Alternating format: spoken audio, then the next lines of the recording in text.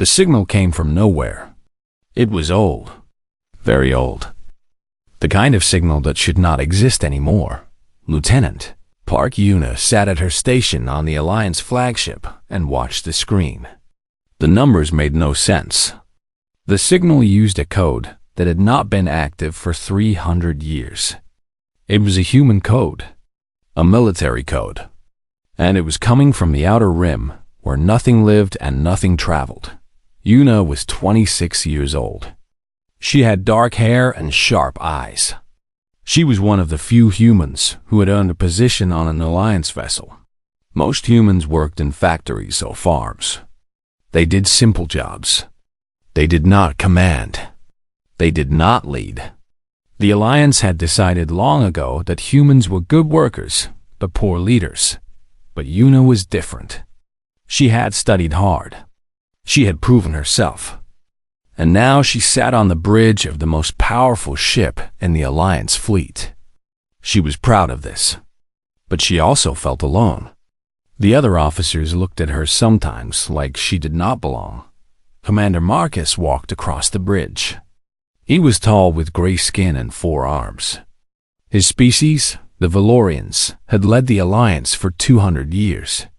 They were smart and strong. They believed they were better than everyone else. Most of them were not cruel. They were just sure of themselves in a way that made other species feel small. Marcus looked at Yuna's screen. His 4 eyes blinked slowly. "What is this?" he asked. "A distress signal, Commander," Yuna said. "It is using an old human military code." "Very old." Marcus made a sound like a laugh. "Human military? There is no human military. There has not been one for centuries." "I know, Commander. But the code is real. I checked it 3 times. Marcus looked at the screen again. The signal pulsed like a heartbeat. It came from a sector called the Dead Zone. Ships did not go there. There was nothing there except empty space and old debris from wars that nobody remembered. "It is probably a broken satellite," Marcus said. "Some piece of junk floating in space, still sending signals to nobody." "Maybe," Yuna said. "But the signal started 2 hours ago. It was not active before. Something turned it on." Marcus was quiet for a moment. Around them, the bridge hummed with activity. Officers checked their screens. Machines beeped softly. The ship moved through space like a great metal fish swimming through dark water. "You want to investigate," Marcus said. It was not a question. "Yes, Commander." "Why? What do you hope to find?" Yuna took a breath. She knew what she wanted to say, but she was not sure if she should say it. Humans were supposed to be quiet. They were supposed to follow orders. They were not supposed to have dreams or hopes or memories of better times. But Yuna had a memory. Her grandmother had told her stories when she was a child. Stories about the old days, when humans had their own ships, when humans had their own fleet, when humans were warriors, not workers. Her grandmother had told her about a ship, the biggest ship ever built by human hands, the USS Prometheus, a supercarrier that held 50,000 people, a ship that had saved Earth during the First Interstellar War, a ship that had vanished 300 years ago and never returned. Yuna's great-great-grandmother had served on that ship. She had been a navigator. She had gone into the dark with the rest of the crew, and she had never come home. "My family served on a ship that used this code," Yuna said carefully. "The Prometheus. It disappeared 300 years ago." Marcus made another sound. This one was not a laugh. It was something like pity. "The Prometheus is a legend," he said. "A story humans tell their children. There is no evidence it ever existed." "There is evidence, Commander. I have seen the records. The ship was real. Records can be wrong. Stories grow larger over time. Your ancestors may have served on some small vessel that was destroyed in battle. That is sad, but it is not special." Yuna felt anger rise in her chest. She pushed it down. Getting angry would not help. "Let me take a shuttle," she said. "Just a small team. If it is nothing, I will return in a few days. If it is something, we will know." Marcus looked at her for a long time. His 4 eyes studied her face. Una did not look away. She kept her back straight and her hands still. "Fine," Marcus said finally. "Take a shuttle. Take 3 crew members. But do not expect to find anything. The dead zone is called that for a reason." Una stood up. "Thank you, Commander." "Do not thank me. Thank your own stubbornness. It will get you killed someday." Una did not answer. She walked off the bridge and headed for the shuttle bay. The journey took 4 days. Una and her small team traveled through empty space. There were no stars here, no planets, no stations, just darkness that seemed to go on forever. The signal grew stronger as they approached. It pulsed faster now, like a heart beating with excitement. Una watched the readings on her screen and felt something strange in her chest. It was not fear. It was hope. On the 5th day, they found it. The shuttle came out of faster-than-light travel and stopped. The crew looked through the window. Nobody spoke. Nobody could speak. The ship was enormous. It was bigger than anything Una had ever seen.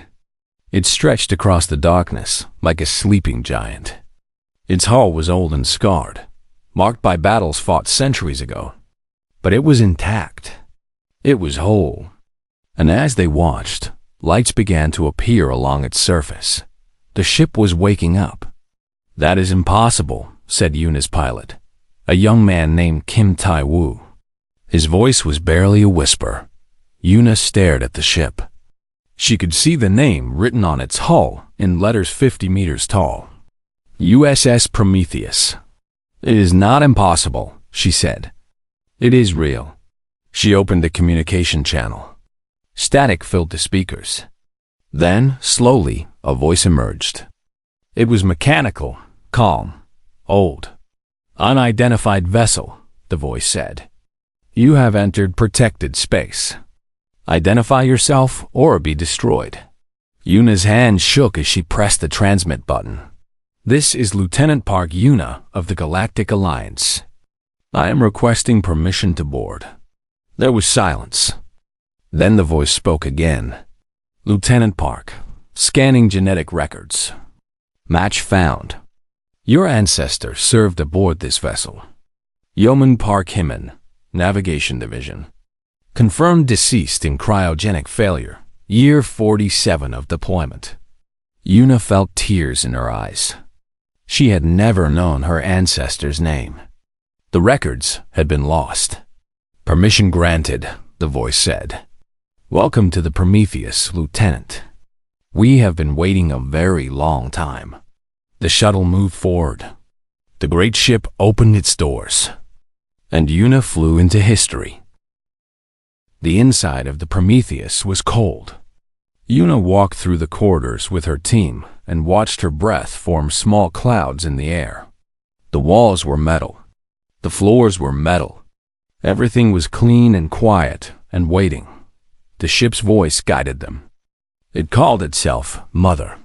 It was an artificial intelligence, a machine that could think and speak like a person. Mother had kept the ship running for 300 years. It had watched over the sleeping crew. It had waited for someone to come. How many are still alive? Una asked. Her voice echoed in the empty hallway.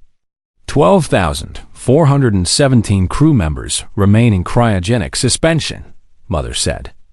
37,583 are deceased. Causes include cryogenic failure, power loss, and system degradation over time. Una closed her eyes for a moment. More than 30,000 people had died in their sleep, dreaming of a home they would never see again. "I'm sorry," she said. "Your sympathy is noted, Lieutenant. However, those who remain are healthy. Their vital signs are stable. They can be awakened at any time." Kim Tai-woo, the pilot, looked at Yuna with wide eyes. 12,000 people, he said. 12,000 humans from 300 years ago. This is incredible. Yuna nodded. But she was thinking about something else. She was thinking about leadership. 12,000 people would need someone to guide them. Someone who understood the old ways. Someone who remembered. Take us to the command center, she said. Mother led them deeper into the ship. They passed through rooms filled with machines. They passed through training areas and mess halls and medical bays. Everything was old, but functional. Everything was ready. The command center was a large room at the heart of the ship. Screens covered the walls. Chairs sat in rows facing a central platform. And on that platform stood a single cryogenic pod, larger than the others. Admiral Kang Junho, Mother said. Commander of the Prometheus. He entered cryogenic suspension 300 years ago. He gave orders that he should be the first awakened if the ship was ever found. Yuna walked to the pod and looked through the glass. Inside, she could see a man. He was old, maybe 60 years. His face was lined with age and worry. His hair was gray. His hands were folded across his chest. He looked peaceful, like he was just sleeping. Wake him, Yuna said. The pod began to hum. Lights flashed. Steam rose from the edges as the temperature changed. Slowly the glass cover lifted. Admiral Kang Junho opened his eyes. For a moment, he did not move. He stared at the ceiling. Then he turned his head and saw Yuna standing beside him. Who are you? His voice was rough, dry. He had not spoken in 3 centuries. Lieutenant Park Yuna, sir. Galactic Alliance Navy. I found your ship. Junho sat up slowly. His body was stiff. His muscles had not moved in a very long time. But his eyes were sharp. They moved around the room, taking in every detail. Galactic Alliance, he repeated. I do not know this name. It is an alliance of 12 species, sir. Humans are members. We have been at peace for many years. Junho looked at her uniform. It was not human design. The colors were wrong. The symbols were wrong. Everything about it said that she belonged to someone else. You serve aliens, he said. It was not a question. Yuna felt heat rise to her face. I serve the Alliance, sir. We all do. It is how things are now. Junho said nothing. He swung his legs over the side of the pod and stood up. He was not tall, but he carried himself like a giant. He walked to the nearest screen and touched it. Data began to scroll across the surface. Mother, he said. Status report. Yes, Admiral. The Prometheus is fully operational. All primary systems are functional. Weapons are online. Fighter bays are ready. Shield generators are at 92% capacity. We have enough fuel for extended operations. And the crew? 12,417 remaining cryogenic suspension. They can be awakened on your order. Junho read the data on the screen. His face did not change, but Yuna could see something in his eyes. Sadness, anger, determination. 300 years, he said quietly. We have been asleep for 300 years. Yes, sir. And in that time, humanity has become servants. We have joined an alliance where we follow orders from others. We have forgotten who we are. Yuna wanted to argue. She wanted to say that things were not so bad. But she knew it would be a lie. She had felt it her whole life. The way other species looked at humans. The way they talked about humans. Like they were children who needed guidance. Like they could not be trusted with power. It is complicated, sir, she said. Junho turned to look at her. His eyes were cold. It is not complicated, Lieutenant. It is simple. We built ships like this one. We fought wars that saved our world. We were warriors. And now we are nothing. He pressed a button on the screen. A new image appeared. It showed the galaxy, marked with colors for each species in the Alliance. Human space was small, a tiny spot in a vast ocean of stars. "This is what we have become," Junho said. "This small piece. This is all that is left of human power." The doors to the command center opened. A woman walked in. She was younger than Junho, maybe 40 years old. She wore a military uniform, faded but clean.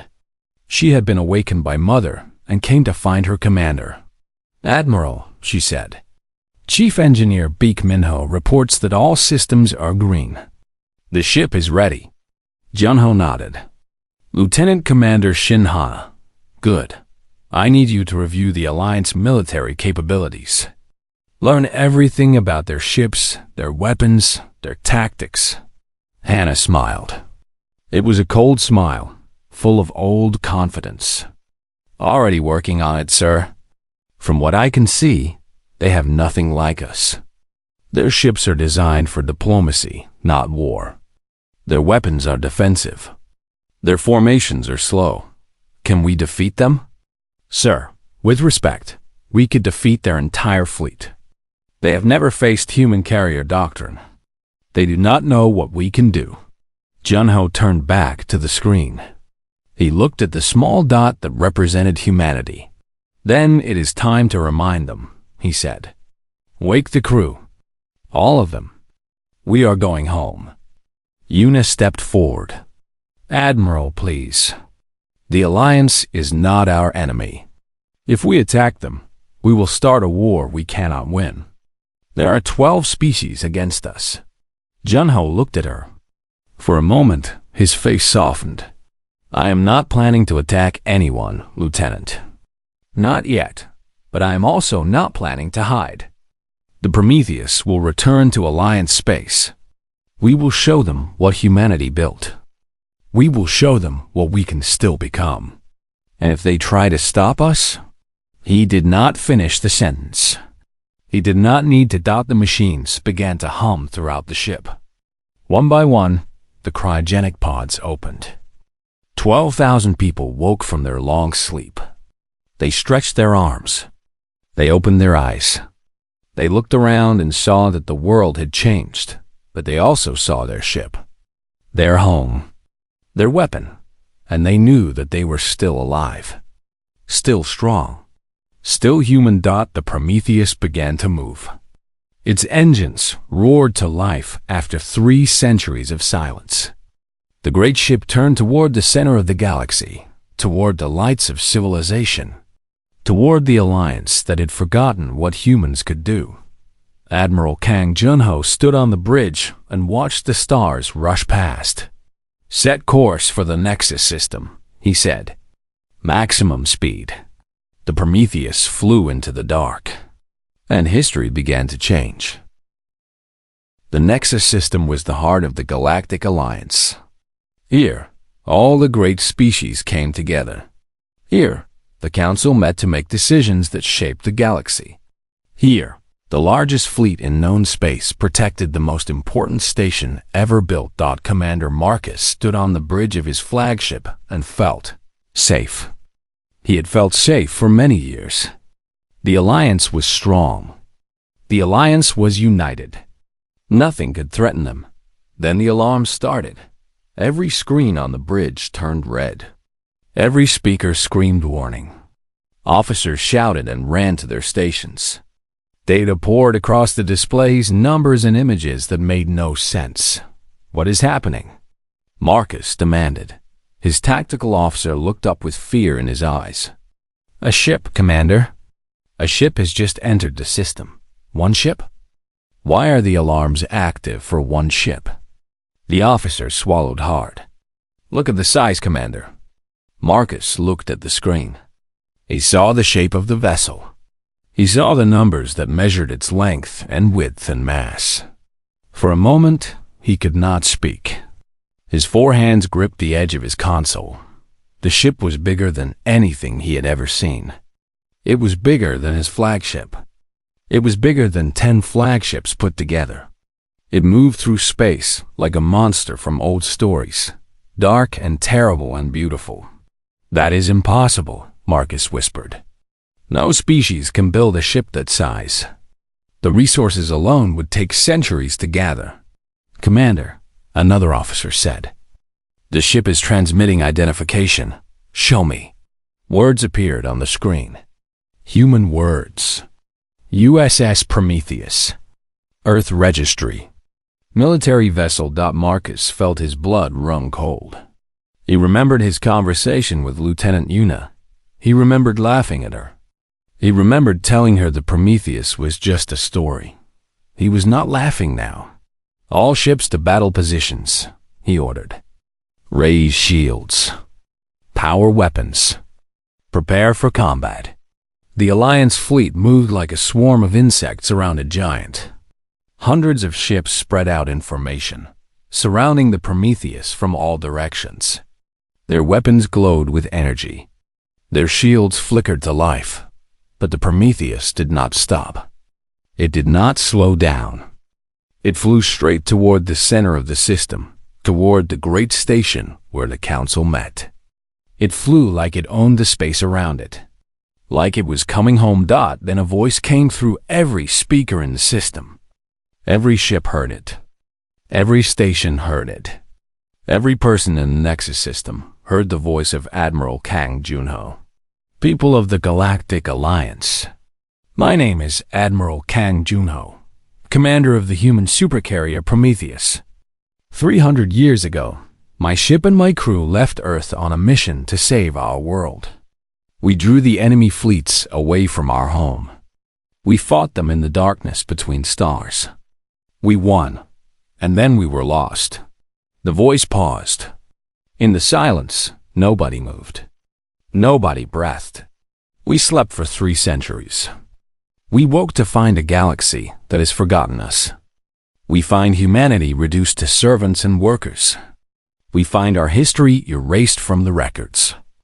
We find our children taught that their ancestors were weak, that they were primitive, that they needed protection from greater species." Admiral Junho's voice grew harder, colder. "This is a lie. Humanity was never weak. We built this ship with our own hands. We created weapons that no other species could imagine. We developed tactics that won wars against enemies who outnumbered us 10 to 1. We were warriors. We are still warriors." On the bridge of his flagship, Commander Marcus listened to the speech. His 4 hands were shaking. He had commanded the Alliance fleet for 15 years. He had never felt fear like this. "Admiral," he said into his communicator, "this is Commander Marcus of the Alliance fleet. You are in restricted space. Power down your weapons and surrender your vessel for inspection." There was a moment of silence.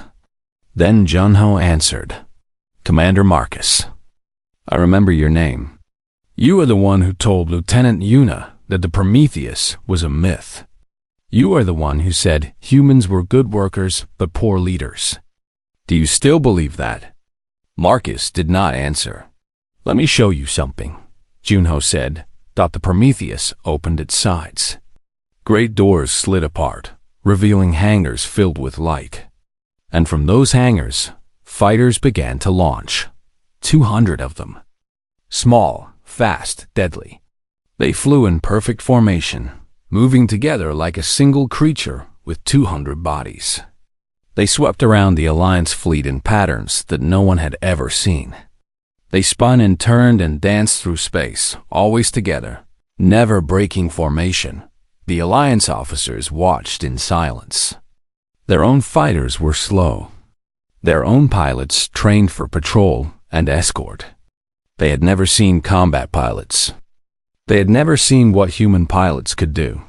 "These are my people," Junho said. "They have slept for 300 years. But they have not forgotten how to fight. They have not forgotten what it means to be human." The fighters returned to the Prometheus. The great hangars closed. The supercarrier continued forward until it stopped, floating in space before the Alliance station. "I am not here to attack you," Junho said. I am here to ask questions. Why has humanity been reduced to a mere species? Why have our records been erased? Why are our children taught to be ashamed of their history? On the Alliance station, the council members gathered in their great chamber. They watched the screens that showed the Prometheus. They heard the Admiral's words, and they did not know what to say. Representative Elena was the first to speak. She was a Valorian diplomat, old and experienced. She had spent her life building peace between species. She did not want war. Admiral Junho, she said through the communication channel, your return is unexpected. We meant no disrespect to humanity. The records were not erased on purpose. Time simply passed. History was forgotten. History does not forget itself, Junho replied. Someone decided that human achievements were not worth remembering. Someone decided that our children should not know what their ancestors did. There were discussions, Elena admitted. After the war, some species felt that human military power was too dangerous. They thought it would be better if humans focused on other things. Peaceful things. They made us weak. They made you safe. Junho was quiet for a moment. When he spoke again, his voice was like ice. Safe, yes. The safety of chains. The safety of forgetting. The safety of being nothing.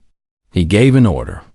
On the screens, the Alliance leaders watched as the Prometheus powered up its weapons.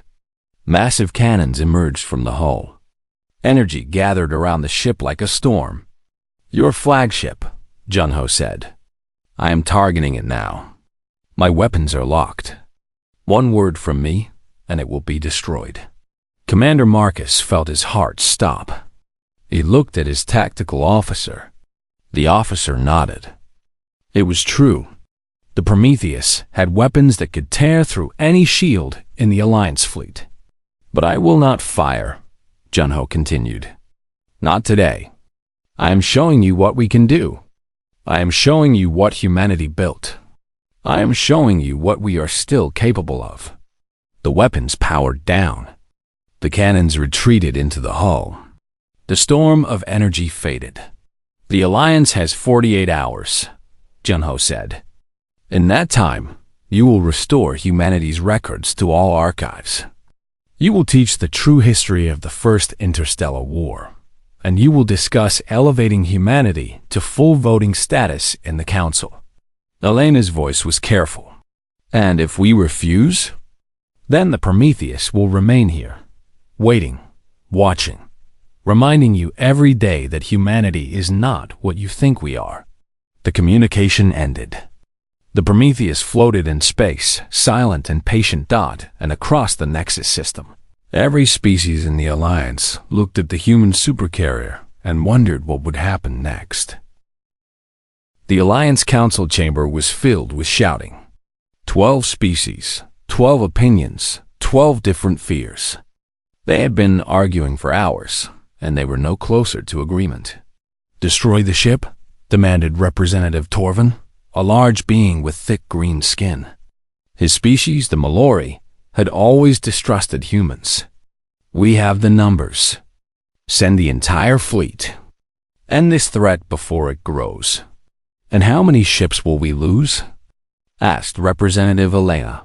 You saw the demonstration. Their weapons are beyond anything we have. Their fighters are faster than our interceptors. If we attack, we will pay a terrible price. So we surrender? We give humans what they want because they point guns at us. We negotiate. We find a solution that works for everyone. Representative David stood in the corner of the chamber, watching the argument. He was human. He was the only human in the council. He had spent 20 years working his way up through Alliance politics. He had learned to be quiet. He had learned to be patient. He had learned to smile when other species talked about humans like they were children. And now, everything was different. Now there was a ship in the sky that changed all the rules. David walked to the center of the chamber. The other representatives fell silent. They looked at him with curious eyes. They wanted to know what he would say. They wanted to know if he was with them or against them. "Representatives," David said calmly, "I understand your concerns. The Prometheus is a powerful vessel. Admiral Junho is a determined man. But he is not unreasonable. He does not want war. He wants respect." "Respect?" Torvin laughed. "He threatens our flagship and demands respect? He showed you what he could do. He chose not to do it. That is respect." The chamber was quiet. David continued, "For 300 years, humanity has accepted a small role in this alliance. We have worked hard. We have been good partners. And in return, we have been treated as less than equal. Our history was removed from schools. Our achievements were forgotten. Our people were told they should be grateful for what they have. That was never official policy," Elena said. "It simply happened over time. Things do not simply happen, Representative. Decisions were made. Choices were made. And now we face the consequences of those choices." David looked around the chamber. He met the eyes of each representative. "Admiral Junho gives you a choice. Accept humanity as equals, or watch a symbol of human power sit in your sky forever. He will not attack you, but he will not leave. And every day that ship remains, every species in the galaxy will be reminded of what humans can build." Torvin slammed his fist on the table. "This is blackmail." "This is politics," David replied. "You have played this game for centuries. Now it is our turn." The chamber erupted in argument again. David stepped back and let them shout. He knew they would need time. He knew they would need to feel like they had considered all options. But in the end, they would have to negotiate. They had no other choice. On the Prometheus, Admiral Junho sat in his quarters and read reports. The ship hummed around him, alive with activity. His crew was awake now, all 12,000 of them. They were checking systems, running drills, preparing for whatever came next. There was a knock at his door. "Enter," he said. Lieutenant Park Yuna walked in. She looked nervous. She had been on the ship for days now, caught between two worlds. She was Alliance, but she was also human. She served Commander Marcus, but she understood Admiral Junho. "Sir," she said, "I wanted to speak with you." Junho gestured to a chair. "Sit down, Lieutenant." Yuna sat. Her hands were folded in her lap. She took a deep breath. "Admiral, I think you are making a mistake." Junho raised an eyebrow. "Go on. The Alliance is not perfect. I know that. Humans are not treated fairly. I have felt it my whole life. But there are good people in the Alliance. People from other species who respect us, who want to help us. If you push too hard, you will make enemies of everyone, even our friends." Junho leaned back in his chair. He studied Yuna's face. He saw honesty there. He saw courage. It took bravery to challenge an admiral. "Lieutenant," he said, "I appreciate your concern. But you do not understand what we faced. Tell me." Junho was quiet for a long moment. Then he began to speak. "When we left Earth, humanity was dying. The enemy had destroyed half our colonies. They were coming for our home. We had one chance, one desperate plan. The Prometheus would draw their fleet away, lead them into a trap, buy time for Earth to rebuild." His voice grew distant. He was not talking to Yuna anymore. He was talking to himself, to his memories. "We succeeded. We destroyed their fleet. But we were damaged, lost. Our navigation was gone. Our communication was broken. We drifted for years before we found a place to hide. And then we slept, hoping someone would find us. And now you are here," Yuna said softly. "Now I am here. And I find that everything we fought for has been taken away. Our descendants live as servants. Our sacrifice is forgotten. The alliance that we saved with our blood treats us like children. You did not save the alliance. The alliance did not exist 300 years ago. No, but we saved Earth, and Earth built the alliance. We are the foundation, Lieutenant. Without human sacrifice, none of this would exist. Una had no answer for that. She knew the history. She knew that humans had fought the hardest battles of the First War. She knew that human ships had died by the thousands to protect their home. And she knew that none of that was taught in alliance schools. What do you want? She asked. Really want? Beyond the politics and the demonstrations. John Ho met her eyes. I want my people to be proud again. I want human children to know their history. I want the galaxy to remember that humanity is not weak. We are not servants. We are builders, warriors, dreamers. We deserve better than what we have been given. There was another knock at the door. Lieutenant Commander Shin Hana entered without waiting. Admiral, she said. The Council has sent a response. Junho stood up. What did they say? They are willing to negotiate. Representative Elena proposes a meeting on neutral ground. She suggests restoring human historical records immediately as a gesture of good faith. But they are not ready to grant full voting status. They want to discuss it further. Further discussion. More delays. That is what I thought as well. But Navigation Officer Cho Sunwoo has a different opinion. He believes we should accept. He says we cannot fight the entire galaxy. We need allies. We need time. Junho looked at Yuna. She was watching him carefully. What do you think, Lieutenant? He asked. Yuna considered her answer. I think Sunwoo's right, sir. The Prometheus is powerful, but it is one ship. If you push too hard, you will unite the alliance against us. But if you show patience, you will find friends. People who will fight for us because they believe in us, not because they fear us. Junho walked to the window of his quarters. Outside, the stars burned cold and bright. The Alliance station floated in the distance, surrounded by hundreds of ships. Very well, he said finally. Tell Representative Elena I accept her proposal. But make it clear, this is a beginning, not an end. Humanity will not stop until we are equals. 1 year from now, if we are still a minor species, the Prometheus will return to the Nexus system. And next time, I will not just demonstrate our power. I will use it. Hana nodded and left to send the message. Yuna remained in her chair. She felt something she had not felt in a long time.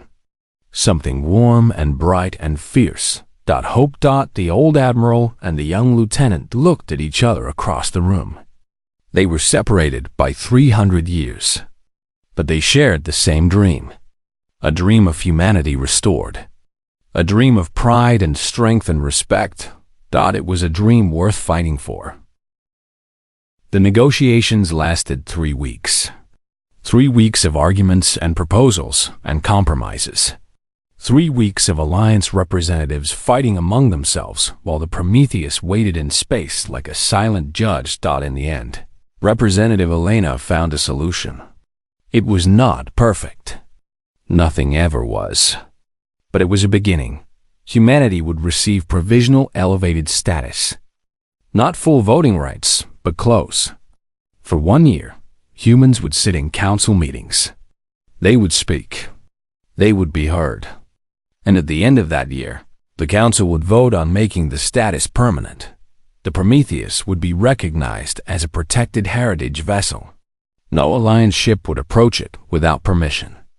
No Alliance law would apply to its crew. It was, in effect, a piece of free human territory floating in Alliance space.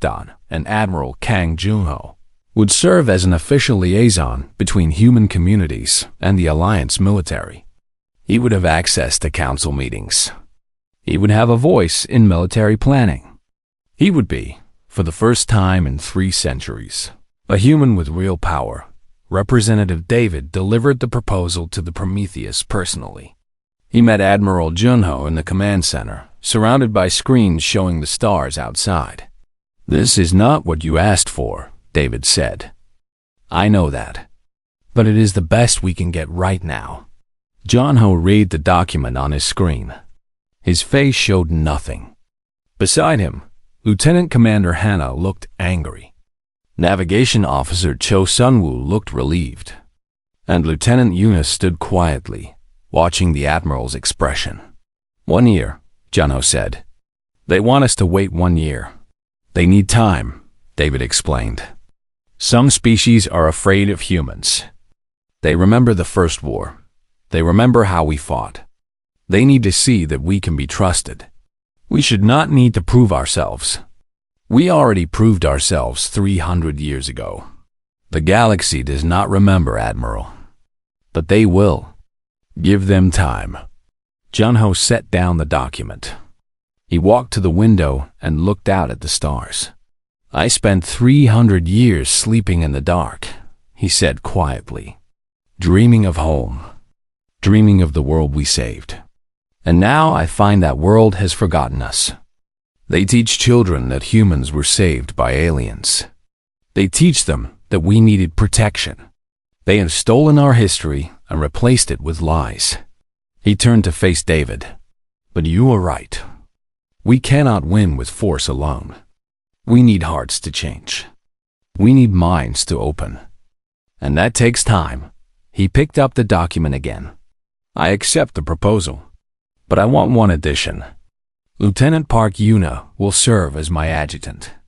She will work with me to ensure the Alliance honors its commitments. She knows both worlds. She can bridge the gap between old and new." David looked at Yuna. She stood straighter, surprised by the assignment. "That is acceptable," David said. "Lieutenant Yuna is well respected in the Alliance. She will be a good choice." Junho signed the document. The lights on the screen turned green. The agreement was official. The next morning, the Prometheus left the Nexus system. It flew through Alliance space, past stations and colonies and fleets of watching ships. Everyone saw it. Everyone recorded it. Everyone remembered Dot, and then it came home. Earth floated in space, blue and green and beautiful. The Prometheus approached slowly, like a child returning to a parent after a long journey. The people on the planet watched the sky and saw the great ship appear. They saw the name on its hull, USS Prometheus. Earth Registry, for the first time in 300 years. A human warship orbited humanity's home.